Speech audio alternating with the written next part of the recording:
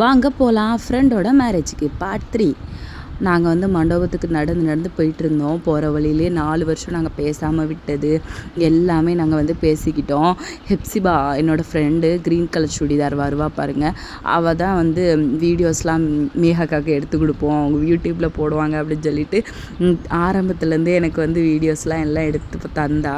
லாஸ்ட்டில் அவள் எடிட் பண்ணி தரனாலும் தருவாள். அவளுக்கு வந்து நாளை கழிச்சு அவங்க அண்ணனோட கல்யாணம் இருக்குது, அதனால் அவளுக்கு பிஸியாக இருக்கும்னு சொல்லிட்டு தான் நானே வந்து என்னோடய ஓன் வாய்ஸ்லேயே போட்டுக்கிறேன் அப்படின்னு சொல்லிட்டு இது சென்ட் பண்ணி விடு. நேற்று நைட் வந்து எல்லாம் சென்ட் பண்ணிக்கிட்டேன். நிறைய வீடியோஸ், ஏகப்பட்ட வீடியோஸு. நாங்கள் போட்ட மேக்கப் வந்து 1 மணி நேரம் கூட நிற்கலைங்க. வெளியே நாங்கள் வெந்ததுக்கப்புறம் ஃபுல்லாக அழிஞ்சு போச்சு.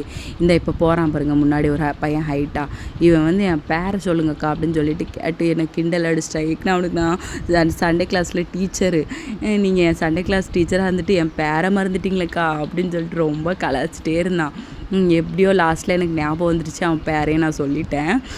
வேறு என் ஃப்ரெண்ட்ஸ் எல்லாருமே ஃபுல்லாக ஃபன் தான். எல்லாத்தையும் கிண்டல் அடிச்சுட்டு கிடந்தோம். சாப்பிட்றதுக்கு போய் உட்காந்தோம். ஃபுல்லாக மேலேருந்து மழை பெஞ்சதுனால சொட்டாக விழுந்துட்டுருக்கு.